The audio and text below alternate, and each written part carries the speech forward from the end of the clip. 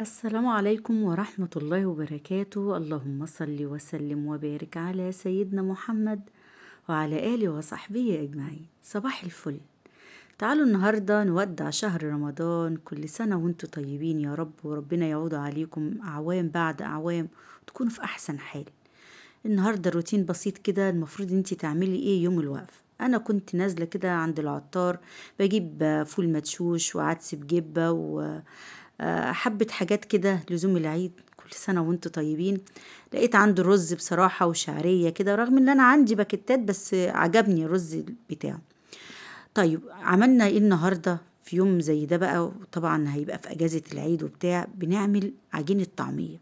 زي ما انتوا شايفين كده، فول مدشوش، حطيت عليه كرات وحطيت عليه بصل وتوم وبعدين قرنفل كده، وبنحط حبة مية صغيرين. بنجهز عجينة طعمية يا جماعة، بتبقى حلوة قوي في العيد، خصوصا ان المطاعم بتبقى قافلة، صح ولا لا؟ فدي بتنفعنا بصراحة في الفطار. مش معقول ان احنا هنقعد بقى نضرب بسكوت وشاي بلبن، لا هنهبط. لازم الفطار الاساسي اللي هو فول طعمية بطاطس بتنجان، فالحاجات دي حاولي ظبطيها تكون موجودة عندك. طب انتي هنا بتعملي ايه؟ انا ضربتها كده وحطيت حبة مية صغيرين. بصوا هنا انا بصفيها ليه بقى؟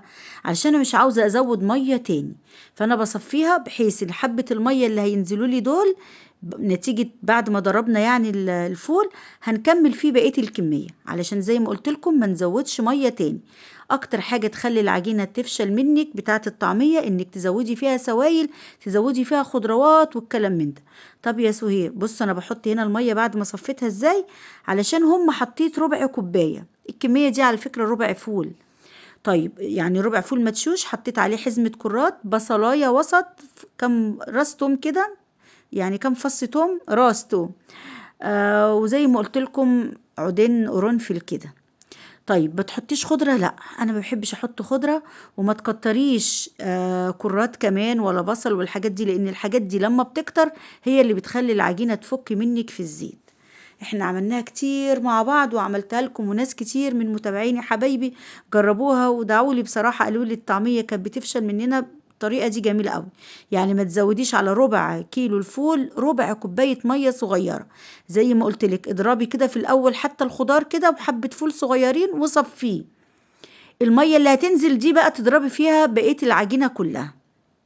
تمام. علشان لو زودنا ميه هتفك مننا. طب ما حطيناش كربوناتو؟ لا انا كنت الاول بحط حبه صغيرين، بطلت كمان. صاحب المطعم قال لي بتحطي ليه اصلا؟ ولا بيخليها تنفش ولا اي حاجه، بتهبط. طيب انا كده بقى احطها في اكياس على قد الاستخدام.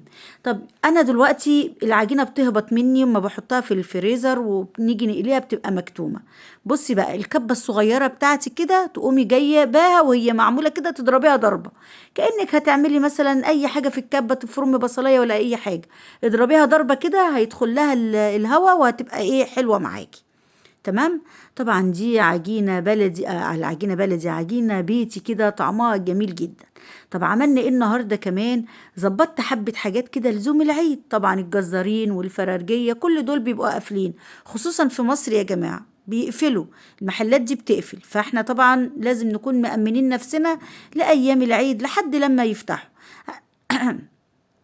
انا عملت كده، فرست حبة، عملت كفتة وكفتة رز وبرجر، حاجات كده تبقى سهلة عندي في العيد بقى، لان احنا مش عاوزين نقف كتير في العيد. بجد احنا بنرهق كتير قوي، الست المصرية بترهق كتير قوي في شهر رمضان. فبنبقى محتاجين بقى ان احنا يعني ايه ما نتعبش نفسنا. بعد بقى ما عملت العجينة وظبطت بقى كده الحاجات اللي أنا هستخدمها كده في الفترة الأجازة دي بتاعة العيد، ببتدي إن أنا بقى أظبط بقى مطبخي. طبعا إحنا عاملين الشقة وطول السنة بنعمل، بس بقى إيه قلت خلاص بقى لميت كل المواعين، مش قادرة بقى جد. زي ما قلنا بنرهق كتير قوي، الضغط كله بيبقى علينا يا جماعة والله. بحط كده الحاجات في الغسالة وهشغلها، وهبتدي ان انا ايه اجهز فطار النهارده. الحمد لله النهارده اصلا انا ايه ما فيش الا انا وزوجي، فالفطار هيبقى بسيط قوي. بنتي بتفطر مع ولاد خالتها وهيجونا بقى يعيدوا معانا او نروح ونيجي والكلام من ده. فايه بنظبط بقى ايه الحاجات كده، وكل بيت بقى بيظبط حاجته والكلام من ده. وجبت كمان ترمس ونقعته، واتضحك عليا، مش عارفه ليه الكذب يا جماعه. يعني انا عماله ادور على ترمس بلدي فمش لاقيه بصراحه، فروحت المحل كده، عطار قال لي موجود. استغربت، قلت له معقوله؟ قال لي موجود. قلت له اتاكد؟ قال لي موجود. لولا ان انا يعني سبحان الله، احساس ان انا ما كنتش مصدقه. فلما روحت انا جايباه الترمس البلدي ده، المفروض يعني قبليه ب5 ايام علشان بياخد وقت. تمام. فدقت نقعت واحده كده، قلت اجرب لاني مش ما كنتش مصدقه سبحان الله. فلقيته مش بلدي، قلت لا اله الا الله، طب بيكذب ليه؟ افرض ان انا سبته يعني مثلا نقعته قبلها ب5 ايام، طب هعمل ايه ب5 ايام مثلا واحنا صايمين هناكله ازاي؟ انا هنا شويت فراخ على قدي انا وزوجي، وحمرت بطاطس في الاير فراير كده، زي ما قلنا اكله سريعه كده النهارده. وادي الترمس بقى ايه، خلاص كده بنظبطه، نحط له الملح. وطبعا ده ترمس سريع، ضحك علينا يا جدعان. ربنا يهدي يا رب الناس اللي بتكذب، ربنا يهدي. ويا رب أكون كنت ضيفة عليكم خفيفة في شهر رمضان، وتكونوا استفدتوا مني ولو بمعلومة. طبعا هنا بنظبط الترمس، نحط له بقى الملح، ودي مية ساقعة علشان بقى بكرة العيد. كل سنة وانتم طيبين، وهشوفكم في العيد إن شاء الله. عيد سعيد عليكم وعلى الأمة الإسلامية يا رب العالمين. وكل سنة وانتم طيبين، ويا رب دايما في أحسن حال. اللهم آمين يا رب العالمين.